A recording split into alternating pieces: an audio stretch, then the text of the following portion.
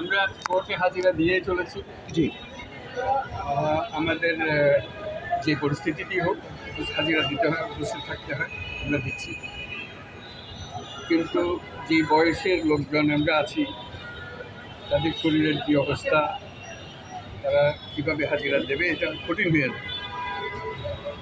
একজন আগে হেঁটে আসছেন, এখন হুইল চেয়ারে আসা আরম্ভ করছেন, দিয়ে তার হাঁটতে পারছেন। এরকম নানা রকমের, তা সত্ত্বেও আমরা আসছি। আমাদের বিষয়টা আদালতের বিচারাধীন আছে, কিন্তু কথা হচ্ছে আমরা এটা দুর্যোগের ভেতরে আছি, নিজের মন মতো করে কাজকর্ম করতে পারছি না, যেহেতু একটা বড় রকমের দুর্যোগ মাথার উপর চলে আছে। এমন হয় এই বয়সে এসে মনে হয় যে এবার শান্তিতে বাকি কাজগুলো করে যাও। এই দিনে যা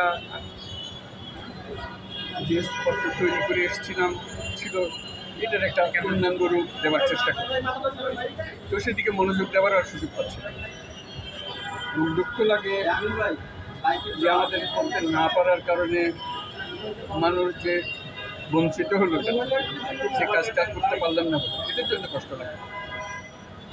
আমরা যে কাজ করি সেটাতে পৃথিবীর মানুষ আগ্রহী, তারা জানতে চায়, তারা এটা গ্রহণ করে।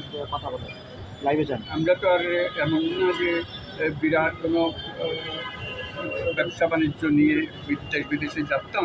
আমরা শুধু পরামর্শ দিচ্ছি, মানুষকে অনুপ্রেরণা দেওয়ার চেষ্টা করি, কাজ করার জন্য সেগুলো করি। আমার কাছে ভালো লাগে, সে অনুপ্রেরণাতে অনেক মানুষ সাড়া দেয়, সাধারণ মানুষ সাড়া দেয়, তরুণরা সাড়া দিচ্ছে, বিশ্ববিদ্যালয়ের সময় তরুণরা সাড়া দেয়, ছোট ব্যবসায়ী সাড়া দেয়, দুনিয়ার বড় বড় ঝানু ব্যবসায়ী, বহু ধনী ব্যক্তি তারা সাড়া দেয়। আমাদের তো কোনো ক্ষমতা নেই তাদেরকে বাধ্য করার জন্য, কিন্তু তারা সাড়া দেয়, তারা নিজেরাই এগিয়ে আসে।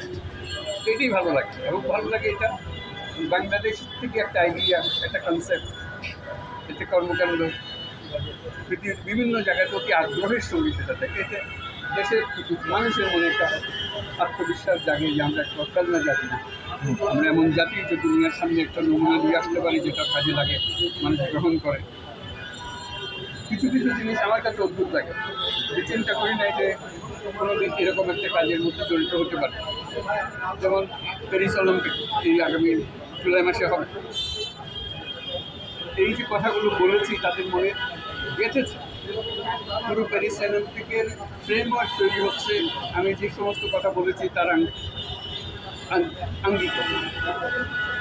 এটাও তো গর্ব করার একটা জিনিস। আমার ব্যক্তিগত গর্বের কথা ছেড়ে দিলাম, এটা বড়াই করার বিষয়। কিন্তু কথা হলো যে বাংলাদেশের একটা আইডিয়া, প্যারিসের মতো জায়গা, এত জ্ঞানী গুণীর যে শহর, দেশ, সেখানে তারা আমার ধারণাকে নিয়ে একটা বড় অলিম্পিক তৈরি করতে যাচ্ছে। সেটা কীভাবে করবে, তারা এটাকে স্বীকৃতি দেবে কি দেবে না, সেটা তাদের বিষয়। এটা আমার কাছে আনন্দ হয় যেটা হচ্ছে, আমার দেশের তরুণ উদ্যোগ যে আমাদের ধারণা দিয়ে একটা একটা কর্মকাণ্ড হতে যাচ্ছে। এটাও মনে রাখার বিষয় যে প্যারিসে যে অলিম্পিকটা হচ্ছে সেটা 100 বছর পরে প্যারিসে হচ্ছে।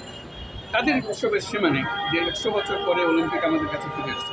সেই 100 বছর পরে ফিরে আসা অলিম্পিকের সেই ধারণাগত কাঠামোগত জিনিসটা আসছে বাংলাদেশ থেকে। এটা একটা মহাসম্মানের ব্যাপার, এবং আগামীতে কীভাবে হবে সেটা আপনারা দেখবেন। আমাকে স্পোর্টস জগতের মধ্যে আস্তে আস্তে টেনে ফেলছে। আমি স্পোর্টসের মানুষ না, কোনোদিন স্পোর্টস নিয়ে কোনো কাজ করি না, কিন্তু এখন আমার স্পোর্টসের ভেতরে টানছে। আপনারা টোকিও অলিম্পিকে খেয়াল করেছেন, সেখানে আমাকে অলিম্পিক জগতের, স্পোর্টস জগতের সবচেয়ে বড় যে সম্মান অলিম্পিক লরেল, সেটা আমাকে দিয়েছে।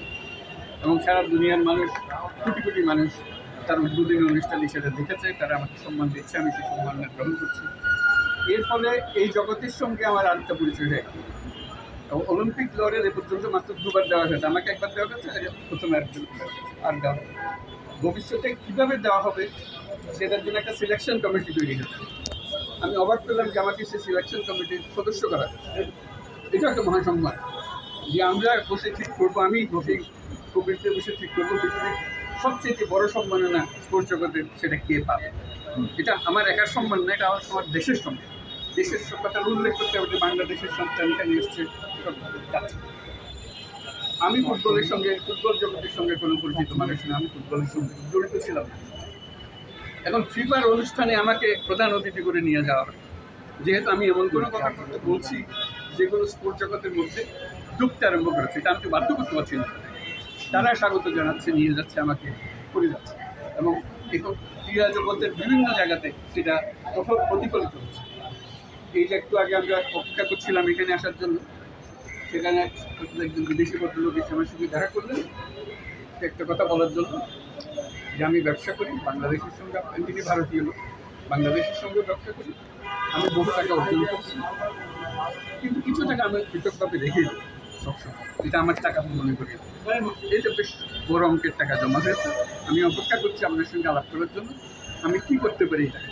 আপনার সামাজিক ব্যবসার কথা আমি শুরু করেছি, এটা কীভাবে সামাজিক ব্যবসা লাগবে।